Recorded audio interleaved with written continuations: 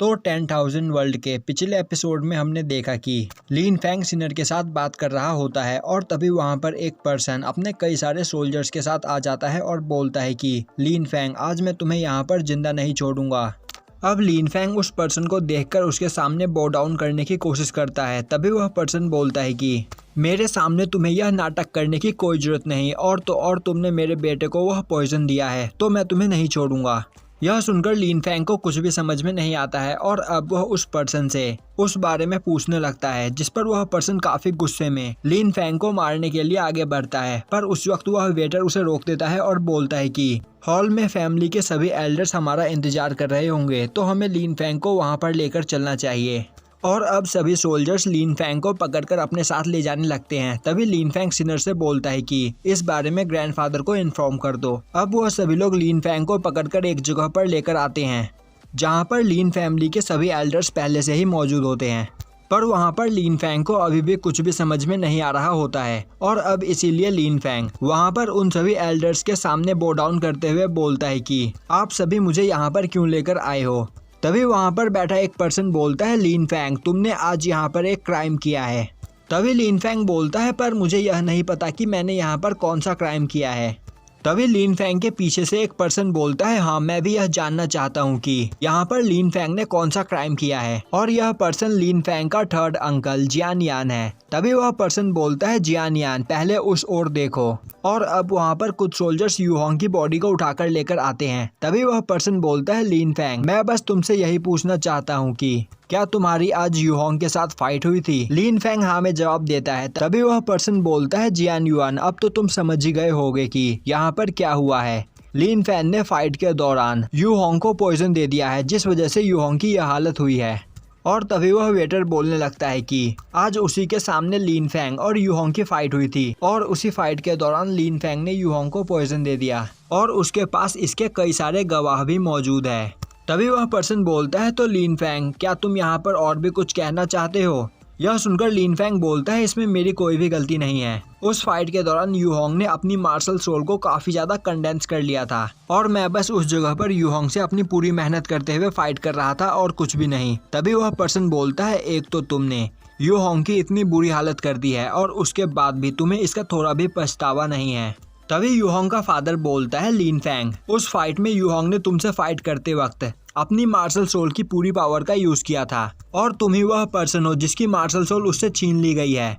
तो तुम यूहोंग से उस फाइट को कभी भी नहीं जीत सकते थे और उस फाइट में तुम मारे जाते, इसीलिए तुमने पॉइजन का यूज करके यूहोंग को वहां पर घायल कर दिया। यह सुनकर लिन फैंग उसे समझाने की कोशिश करता है, पर वह पर्सन लिन फैंग की कोई भी बात सुनने के लिए तैयार नहीं होता है। और अब वहाँ पर मौजूद सभी एल्डर्स वहाँ पर लिन फैंग को ही दोषी ठहराने लगते हैं। और तभी वहाँ पर बैठा मेन हेड बोलता है, लिन फैंग, तुमने अपने ही फैमिली मेंबर को जान से मारने की कोशिश की है, जो हमारी लिन फैमिली के अंदर एक बहुत बड़ा क्राइम है। तो अब तुम यहाँ से ऐसे ही बचकर नहीं जा सकते हो और हम तुम्हारी इस गलती के लिए तुम्हें हमारी लिन फैमिली से निकाल सकते हैं। वहीं पर खड़ा लिन फैंग सोच रहा होता है कि आखिर यहाँ पर क्या चल रहा है, उसे कुछ भी समझ में नहीं आ रहा है। यहाँ कुछ न कुछ तो गलत है। तभी वहाँ पर मौजूद मेन लीडर बोलता है, पर यहाँ पर मेन बात यह है कि यूहोंग की जान को अभी भी बचाया जा सकता है, तो हम तुम्हारी इस गलती के लिए तुम्हें माफ कर सकते हैं, पर इसके बदले तुम्हें अपना ऑर्डर ऑफ मार्शल आर्ट हमें देना होगा।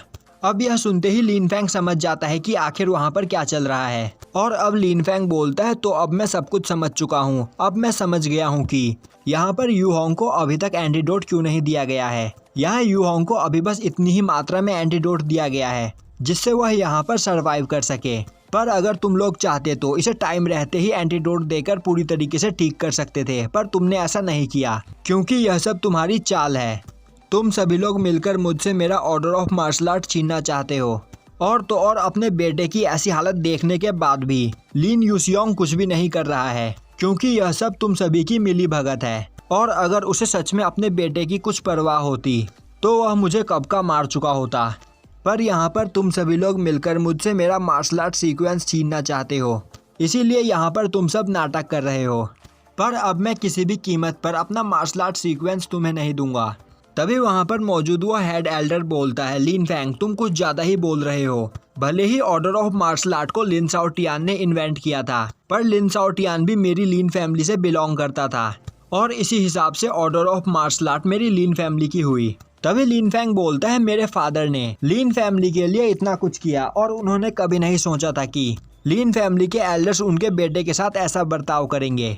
और तभी वहाँ पर लीन फैंग का थर्ड अंकल वहाँ पर लीन फैंग को चुप करते हुए बोलता है कि तुम्हें एल्डर्स के साथ ऐसे बात करना नहीं चाहिए। तभी वहाँ का हेड बोलता है लीन फैंग तुम्हारे पास अब तुम्हारी मार्शल सोल नहीं है, तो अब ऑर्डर ऑफ मार्शल आर्ट तुम्हारे किसी भी काम की नहीं, तो तुम्हें ऑर्डर ऑफ मार्शल आर्ट हमें दे देना चाहिए। और मैं लीन यूपिंग तुमसे प्रॉमिस करता हूँ कि उस ऑर्डर ऑफ मार्शल आर्ट को मैं खुद भी यूज नहीं करूँगा। और आज मैं लीन यूपिंग यहाँ पर अनाउंस करता हूँ कि 18 साल की एज से नीचे जितने भी मार्शल आर्टिस्ट हमारी लीन फैमिली में हैं, उन सभी के बीच यहाँ पर एक कंपटीशन करवाई जाएगी और जो भी उस कंपटीशन के अंदर जीतेगा यह ऑर्डर ऑफ मार्शल आर्ट उसे दे दिया जाएगा।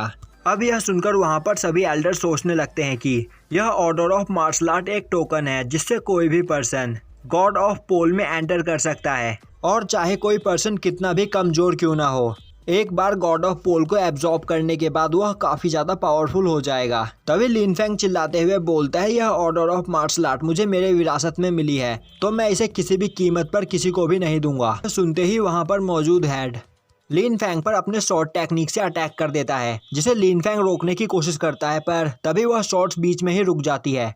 और अब वहाँ पर सभी लोग देखते हैं कि उस जगह पर लीन फैंग का ग्रैंडफादर आ चुका होता है, और अब वह आते के साथ ही बोलता है कि तो तुम सभी लोग मिलकर यहाँ पर मेरे ग्रैंडसन को बुली करने की कोशिश कर रहे हो। और अब वहाँ पर ज़ेंग ननान को देखकर सभी एल्डर्स भी काफ़ी ज़्यादा डर जाते हैं, क्योंकि ज़ेंग ननान ही एक ऐसा पर्सन है क्योंकि ज़ेंग ननान ही लीन फैमिली के अंदर एक ऐसा पर्सन है जो मार्शल सोल रैलम के लेवल 4 तक गया है। और अब वहाँ पर ज़ेंग ननान को देखते ही सभी एल्डर्स ज़ेंग ननान से सभी बातों को छुपाने की कोशिश करने लगते हैं और बोलते हैं कि वह यहाँ का पूरा मामला काफी शांति से सुलझाने की कोशिश कर रहे थे। और तभी वहाँ पर लिन सियोंग भी अपने बेटे को पकड़कर रोने लगता है और बोलने लगता है कि लीन फैंग ने उसके बेटे की क्या हालत कर दी है।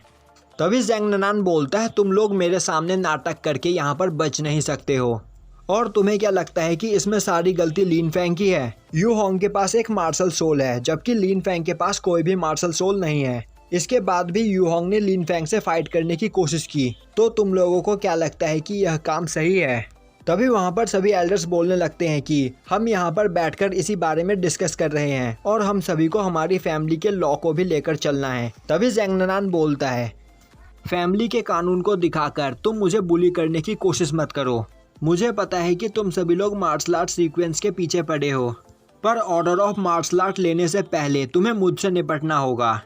और अब वहाँ पर ज़ेंग ननान अपनी पावर को अनलीश करता है, जो देखकर सभी लोग काफ़ी ज़्यादा डर जाते हैं। और अब वहाँ पर उन सभी एल्डर्स और ज़ेंग ननान के बीच फाइट स्टार्ट हो जाती है।